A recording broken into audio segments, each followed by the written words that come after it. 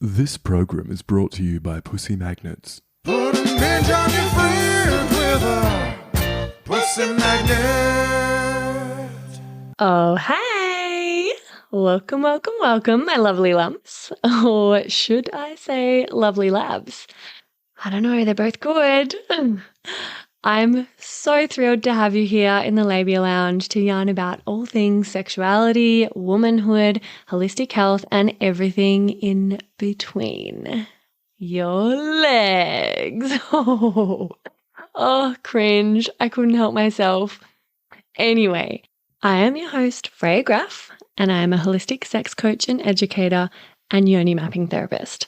So basically, I make my living massaging vaginas and teaching people about sex. Yeah, pretty cool. So as you can imagine, we are going to have vag loads of real chats with real people about real shit. So buckle up, you're about to receive the sex ed that you never had and have a bloody good laugh while you're at it. Before we get stuck in though, I would like to respectfully acknowledge the traditional custodians of the land on which I'm recording this podcast, the Menang people. It's an absolute privilege to be living and creating dope podcast content on Noongar country, and I pay respect to their elders past, present, and emerging. Now, if y'all are ready, let's flap and do this. Oh, is there such thing as having too many vagina jokes in the one intro? Whatever. I'm leaving it in. It's my podcast. Don't panic, you're not broken. Your sex education was a piece of shit. Get your flaps out and pull up the couch. It's the Labia Lounge. Hey, my lovely lumps. Welcome back to the Labia Lounge. I've got a really beautiful guest in the lounge today by the name of Euphemia, and I'll just give you a little rundown about Euphemia. So their gender pronouns are they, them, and Euphemia is a somatic and pleasure coach, facilitator, and author. They offer somatic and embodiment practices to resource their clients' pleasure practices and habits through deep and disarmingly dorky ways. Meanwhile, they are always imperfectly in process with their own pleasure, embodiment, and collective liberation practices. Euphemia is trained and certified in sex-positive education, sexual violence counselling, somatic coaching, trauma-informed facilitation, and has a background in community cultural development. Amazing. Welcome to the Labia Lounge, Euphemia. Thanks, Freya. It's truly a pleasure to be here and be coming onto your show so early in the beginning of it. Yeah, well, I'm I guess honoured. Thank you.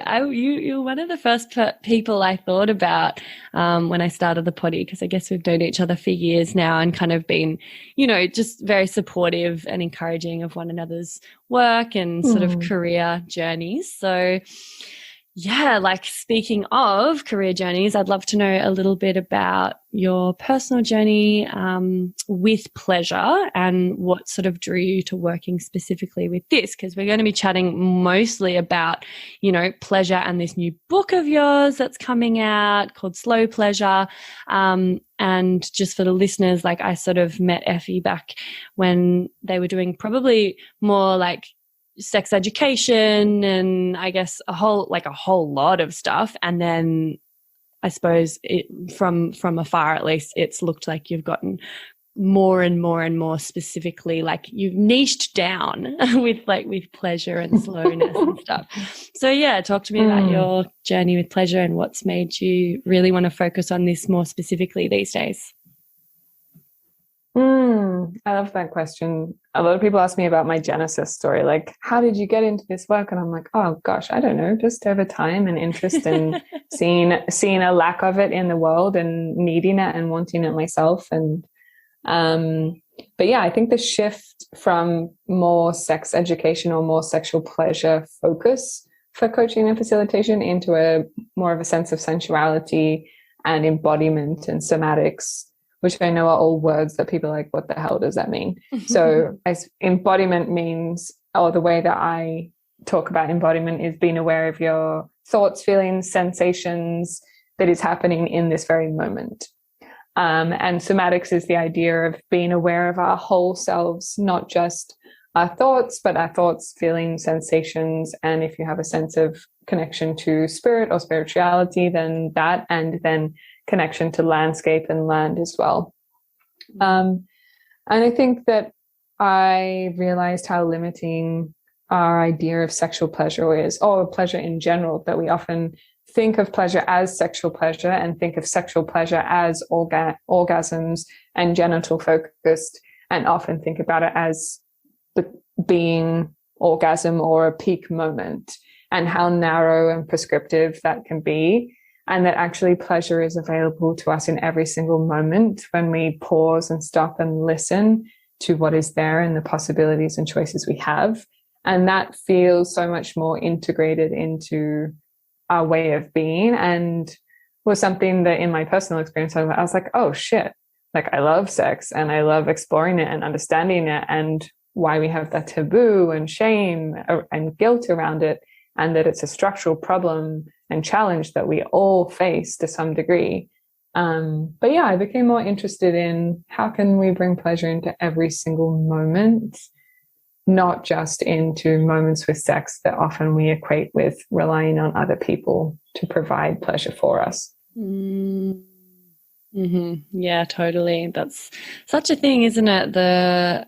I guess feeling as though we are depending on that other person to provide the pleasure or give the pleasure or help us achieve the pleasure. Yeah, cool. Beautiful. I'm really curious about, I've seen this term popping up a fair bit on socials and stuff, but, and I kind of have my own idea of what it means and why I love it. But what do you think of the term pleasure activism? Like, do you see pleasure as a kind of fuck you to the patriarchy and to capitalism and all those, all the systemic bullshit that's keeping us like busy and stressed and sick and disconnected? Like, that's kind of how I interpreted being a pleasure activist, which I feel like I see you as one. What's your take on pleasure activism? Yeah, I mean, I think the term became popularized with Adrienne Marie Brown's book, Pleasure Activism, and she doesn't lay claim to that concept. It's more a philosophy that she has seen more broadly, and that she's in a way like a researcher and a journalist that brings together lots of people's different perspectives.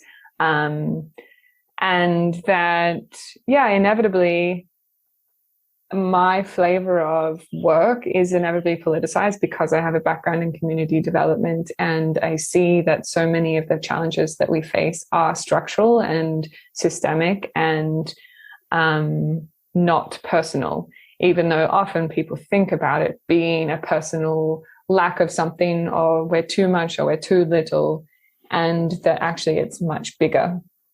And that, of course, in the structures that we live in now, there's often a disregard for pleasure. So prioritizing pleasure and experiencing pleasure, I think, is inevitably political, because anything that we do that is not what we have inherited or what we've been told to do is some form of resistance.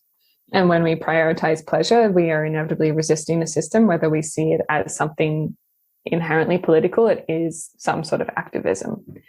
And so I think that everyone has, of course, like we all have different types and expressions of activism in any way. We also have different expressions of pleasure activism.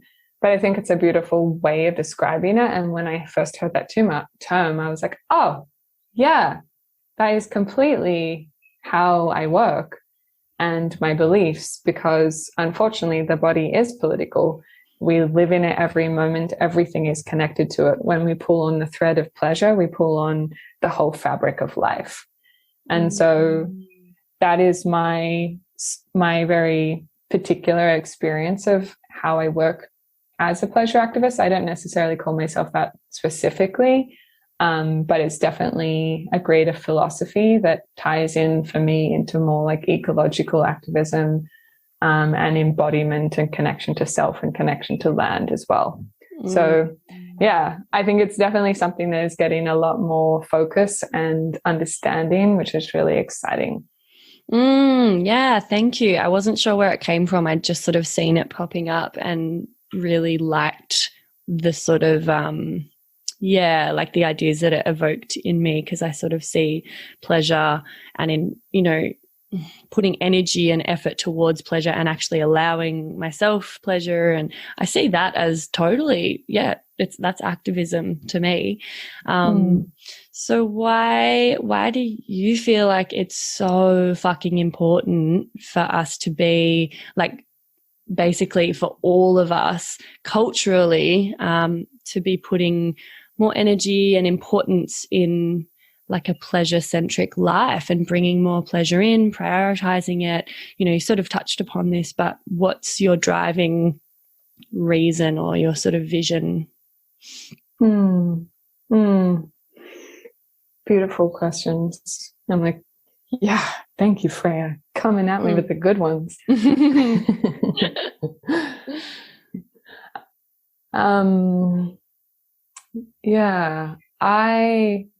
So very much my book, Slow Pleasure, that is coming out very soon, is very much based in the philosophy and the why I think pleasure is important. And that in general, my great reason why I do this work is because I believe that every being deserves a feeling of aliveness, to really feel alive in themselves and their body, and to have nourishing connection. And that nourishing connection is to themselves, to other people, to the land. And that when we have a nourishing connection to ourselves, it's much easier to have that connection to others and other beings. And so that is my great driving reason why I do this work. And when I'm feeling potentially defeated or overwhelmed, or all the moments that you can, of course, relate to, Freya, if doing this work that is taboo and has so many challenges to it, I come back to that why. And the reason, the premise of my book, Slow Pleasure, is that I believe we live in a crisis of pace and disconnection. And that it's not necessarily about learning how to be connected to ourselves or how to slow down or how to feel pleasure, but I see it more as a remembering. And that we have the inherent understanding and we've had experiences, but we've become disconnected to ourselves and those experiences, and how to get back to that place, and how to be able to call on those feelings whenever we want to. And so I think a lot of people come to me for coaching or for workshops and say, oh, I need to learn this. I need to learn this tool. I need to da-da-da-da-da-da-da-da. And they can be really beautiful touch points of easing back into that connection. But I think really it's about building trust and building listening to ourselves, to be like, oh yeah, I remember this. I remember how to do this. When I trust myself and my body, it can lead me to a sense of pleasure and ease. Of course, it's not always as simple as that, but even 10%, how can I bring 10% more pleasure into this moment? So that is my great why, and the driving reason that I have distilled over many years of doing this work is like, why pleasure? And it always comes back to aliveness and nourishing connection. Gorgeous. Fuck yeah. I love that you've called the book Slow Pleasure, because I've come to associate pleasure, or at least my favorite kinds of pleasure, with slowness, lingering, savoring, like taking my time, parasympathetic activation. Like it's all very, like slow pleasure kind of encapsulates how I like to enjoy pleasure, how I actually am able to feel and experience pleasure. Like it's never really fast for me anyway. Amazing. So what are some of the things, like the really common things that can impede pleasure and get in the way of us experiencing our full pleasure spectrum?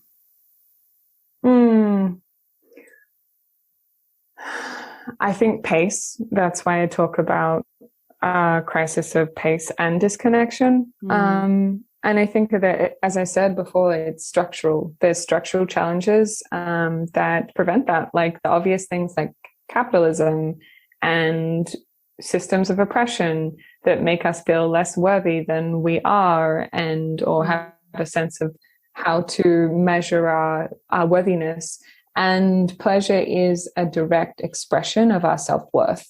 And so often when we feel a moment or a lack of self-worth, we can feel a lack of how to express and experience pleasure for ourselves. And that can be just completely mind-blowing when I say that to people, like, pleasure is a direct expression of self-worth. People go, fuck. Yeah. And realize that it's a much greater thing. It's a much greater system and instrument of making us question our self-worth, and that it's never a rather a personal challenge or manufactured personally. And so I think that is the major barrier to pleasure, is a sense of worth and worthiness, a sense of having structures that support us in our lives to feel pleasure and to be able to prioritize pleasure and to not feel in a state of survival. And that, of course, many people are like, why do you focus on pleasure when so many people don't even have a sense of security? And I completely see that. And also pleasure, not that it needs to have a reason for us to do it, but at the same time, it can be so supportive to helping bolster us and build our capacity overall to be able to be more present with ourselves and to be able to move and shift through different states. And so often we talk about like self-regulation, and I'll try not to get too nerdy about this, but when we have like a collective time right now where people are talking a lot about trauma and about self-regulation. And I think it's less about regulating ourselves to calm all the time, and it's more about how to help build the tools for us to be able to shift between different states more fluidly, so that we don't always want to be in a state of calm. We just want to be able to have more choice, to be able to shift between states of calm or excitement or anger or arousal. And that can be a major challenge for people, is shifting states from being in a sort of buzzy, heady place to being in a more embodied, present, connected place. So I think I could talk the whole podcast about all the challenges that we have and yet not see them as a complete barrier, but just an acknowledgement that, hey, yeah, this world isn't built for it. And yet there are really simple tools that can completely bolster and resource us to be able to feel more pleasure more regularly. Yeah, fuck yeah. And I'm gonna ask you about some of those things and some practical kind of tips that we can start implementing. But yeah, that sort of reminded me of a little like, I guess, an anecdote, like a personal anecdote, and also stuff that I hear from clients a lot. And it really is that shame around pleasure and that unworthiness. Like, I personally used to feel it's really like, it was strange to me even. I didn't know where it came from, but I used to feel really ashamed of like letting a partner see that I was in pleasure, like when we were being sexual.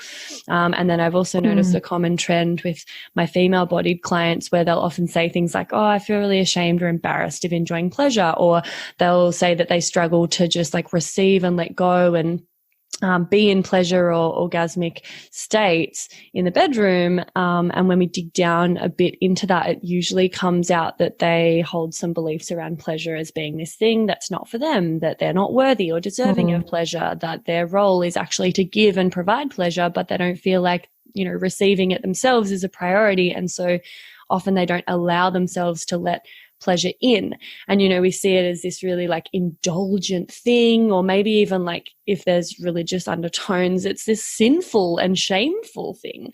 So yeah, like I'd love to talk a bit about the ways in which you help clients and, you know, through your book as well, help readers reframe those sort of limiting beliefs or the conditioning about pleasure, and kind of change what it means to them so that they can start enjoying it and prioritizing it a bit more.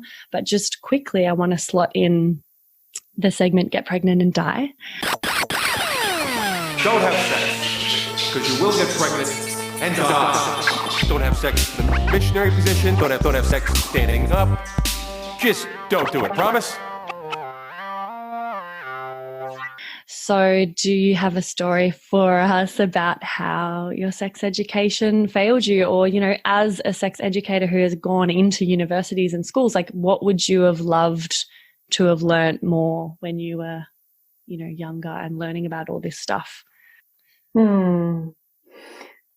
Yeah, my sex education was very much focused on risk and not about pleasure like most people's. And I have taught middle schoolers and universities, and I think that it's a very broad, what I'm about to say, but it's that we have choice. That we have choice about how we want to feel, and we have choices of how we identify, and we have choices of what our desires are, and to be reminded that there isn't one way. And that feels really essential to body autonomy and connection to believing that pleasure is one choice and way of being. And I think that the premise of all sex education should be that sex is fun. And if it's not, stop and work out why. Like, I think that should be the opening line always. Yes. Is if it's not fun, stop. Don't endure it. Oh, yes. Thank you for saying that. Yeah. That's a big one. Totally agree with that. And so, yeah, just in the name of time, because I know we don't have a heap of it because of my technical difficulties earlier, let's just launch into some things that, you know, maybe you talk about in your book or with clients around how to start bringing more pleasure into their lives, how to reframe the way that they see pleasure and help them maybe feel as though it's a worthwhile thing to prioritize, or, you know, like you were talking about, build up the self-worth and the feeling of worthiness when it comes to pleasure. Yeah, like where do we start? Validating the thoughts that we already have and the ways of being. I think that this world is so focused on whether we're too much or too little in everything that we do. And that the thoughts that you have now have shaped who you are. And they are there because they are trying to protect you in your sense of safety or your sense of belonging or your sense of dignity. And that there is some level of saying thank you to them. Like, thank you for being so wise in trying to protect me. And now I can also have other thoughts and other ways of being. For example, if it's like, oh, I'm a giver, I give pleasure, but I don't receive it. That thinking is socialized. That thinking is socialized through experiences and actions that we've had in our lives. And unfortunately, it is also very gendered socialization. So people who were raised or socialized as girls and women often experience that. Not everyone, but the vast majority do, of believing that their self-worth is tied to their ability to give to others. And that can make it really challenging when it comes to pleasure and knowing what you want and need and desire and what your fantasies are and how you want to be touched. And so starting with that thought of being, oh, I'm a giver, and saying thank you to that thought because it has made you so able to give and to be attuned to other people and have a superpower of knowing how people are and how they're feeling. And also saying thank you for that way of being. And what are my other choices? How do I want to feel? How do I want to be in this moment as well? And it's, oh, okay, I can believe and appreciate that I know how to give really well. And I also want to be able to learn how to receive and to how to articulate my desires so that I can receive the pleasure that I deserve, not just give the pleasure that other people deserve. And so I think that starting there, because often we can add the shame on top of the shame. Shame can be very meta that way. And then we can be ashamed about feeling the shame. And so it can be compounded where it's, oh, I don't want to have that feeling. I can't believe I don't have that. I can't believe I have that feeling. Oh, that's so embarrassing and shameful. I have that feeling. Oh, I don't want to be like that. Oh, I need to be a different way. The way that I am now is not enough. And that can be a really dangerous and unfortunately harmful place to start from to create change and more choice. So I think that that is the deep, like foundational way. And that is a very much what I have learned in my somatic coaching and have found to be deeply transformative for people who are wanting to feel more aligned and create transformation in their lives without feeling like they're doing that changing through shame tactics or guilt tactics, but rather like inviting in more options. So I would say if I had to say one thing about bringing more pleasure into our lives, it's that.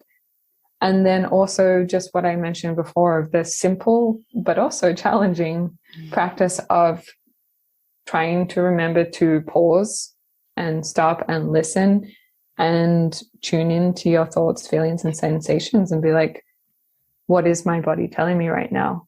What do I desire? What do I want? What do I need to potentially feel safe before I can even feel excited about the idea of pleasure in this moment? And just asking ourselves those really simple but powerful questions. And that's something that you practice your whole life. It's not something that's ever mastered and it's just set and done. It's remembering to keep coming back and keep coming back to those questions and building that into our way of being. So I would say they're the two major practices that are beautifully simple and beautifully difficult at the same time. That's always the way, isn't it? It's simple, but it doesn't mean it's easy. And it's just definitely like a barrier for me is bringing in new habits and being able to remember to like just like get enough repetition that it becomes an actual habit that's sort of cemented in and kind of comes quite easily and naturally. And I love what you were saying about, you know, how you feel about how you feel is actually the really vicious thing. And that's something that I sort of teach about as well is like, you know, it's one thing to kind of have shame around this thing or feel a certain way about it, but like you're already feeling shit about it. So then to have the double whammy of feeling shit about feeling shit and beating yourself up for how you feel is like extra unhelpful. And then it's a really tricky little cycle to get yourself out of. So yeah, I'm wondering like around, I guess, habit forming and getting to a space where you're like really committed to putting energy and effort towards creating new habits that will, you know, bring more pleasure, like bring pleasure to the forefront a little bit more. Because I know that that can be a barrier for a lot of people. Like, do you have any kind of strategies for when like resistance comes up around this or someone's finding it tricky to bring in a regular practice, even if it is something simple?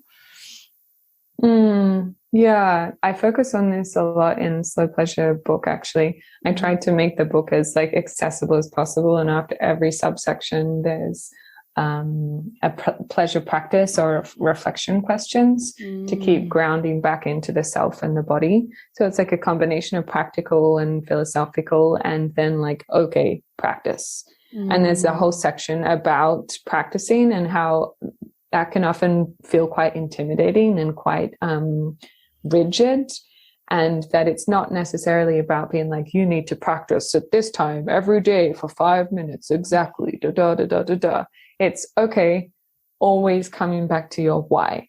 Like, why do you want to be practicing? What does this move you towards? How will it make you feel? And that asking yourself, reflecting on that all the time and being like, okay, how can I keep aligning myself and my actions and my life with cultivating this feeling more. So if the reason for pleasure is, as I was saying, like aliveness and nourishing connection, it's okay, what moves me towards aliveness and nourishing connection in my day? Or how can I feel that more in this moment? Or if I do these practices, does that move me towards these feelings? And so keep coming back to that really foundational why. Otherwise, it's all those practices, like, for example, all the practices in the slow pleasure book are going to feel hollow and annoying, and a sense of obligation and shoulds, and this kind of puritanical idea of like, oh, I can only be better if I practice. And instead shifting that to an idea of, oh, I am in service to, and I am cultivating this feeling that I want to move towards, and this orienting my life towards that.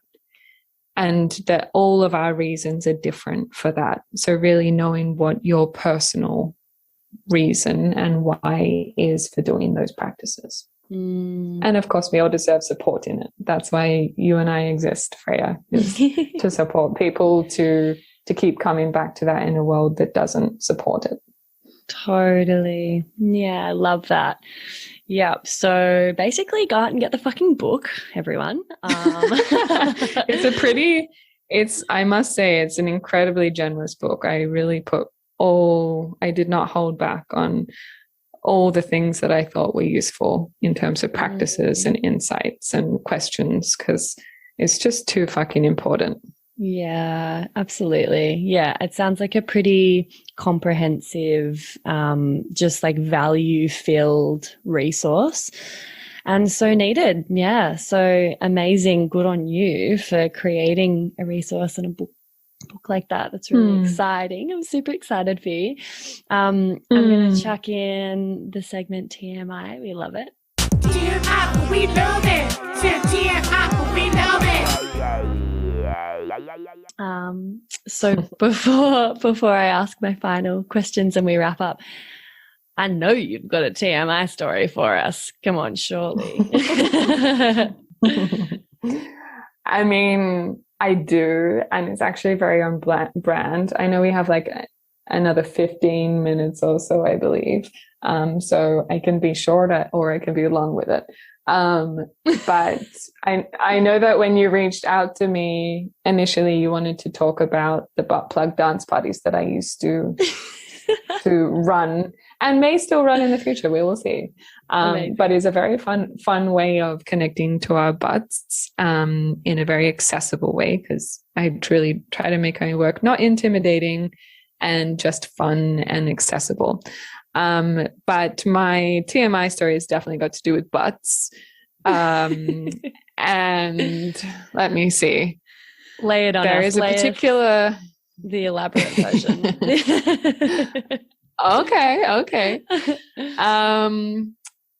Well, when I was first exploring lots of different types of butt plugs, so for people who don't know, butt plugs can be all different sizes and shapes, but they can start at the width and kind of length of a finger. And they can be curved depending on if you have a prostate or not. They can be lots of different materials. And I just bought myself a new butt plug, which is a metal one, and it has an end. So all butt plugs have to have a flange or a flared base, and they generally have to be like 3 inches. I've actually forgotten what that is in centimeters because I've lived in the US for clearly too long, but I think that's like 7 or 8 centimeters. And it's really important to have a flared base, because otherwise it can disappear up your butt and be nearly impossible to get out. And you have to go to the emergency room to get it out. There are many funny but also terrifying stories of people having outrageous things removed from their butts. Obviously not my stories, but I highly recommend that if you're intrigued to look it up on the internet, because it's pretty hilarious. My favorite one is Buzz Lightyear from Toy Story. Someone put Buzz Lightyear up their butt, and then one wing came out because a button got pushed, and then they couldn't get it back out. So they had to cut them open, which is funny and also not funny at all.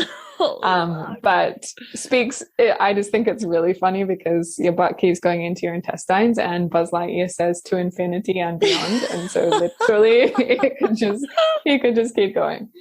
So anyway, not my story for TMI, but related. And my story is that I got this metal butt plug, and the flared base was not flared enough, but it had like this cute little like sort of jewel thing at the end that I was like, oh, that's fun. Like when you bend over, you can see like a jewel in your butt. That's funny. And so I got this butt plug, and I was playing around with it, and I was masturbating, and I had put it in with some lubricant, and it goes in very smoothly because of the metal.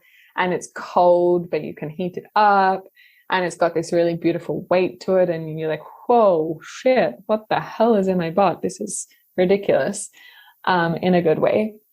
And I was exploring and moving around and masturbating. And then suddenly I felt the butt plug go past my sphincters and just like disappear, like was basically like pop past my sphincters, and I was like, fuck.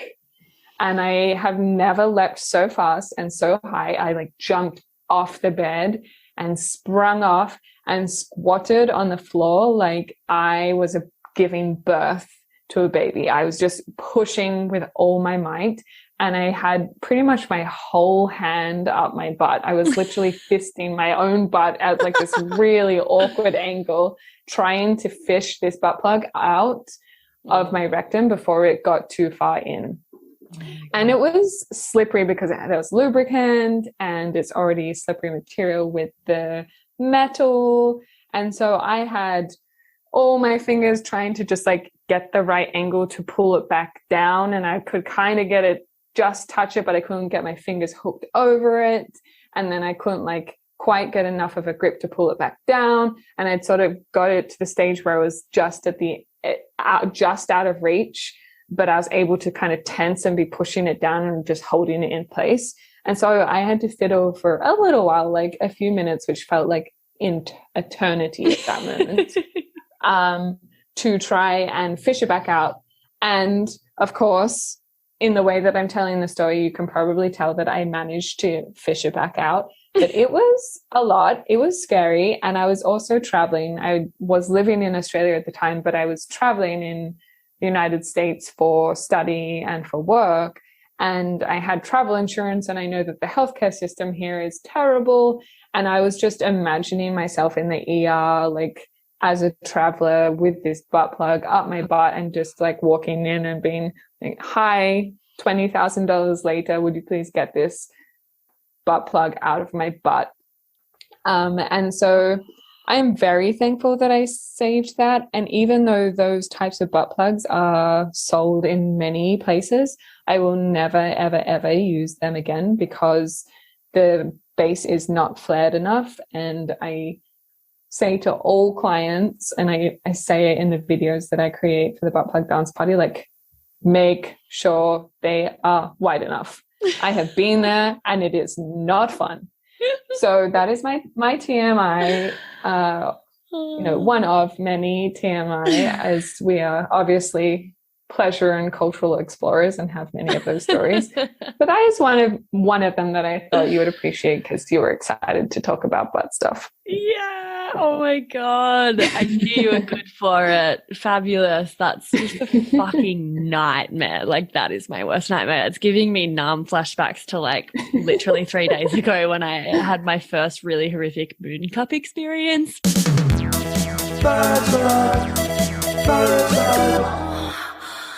But that might just have to wait for another podcast.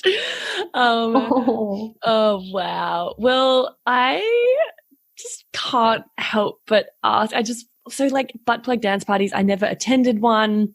But I was always intrigued by these events that you put up. Like, I'm so curious. Like, could you just like tell us the tiniest bit before we wrap up? Like, what gave you the idea to run them, and like what happened? Like, what? Like, I don't even know the right question to ask really, but just like what's the vision for a butt plug dance party?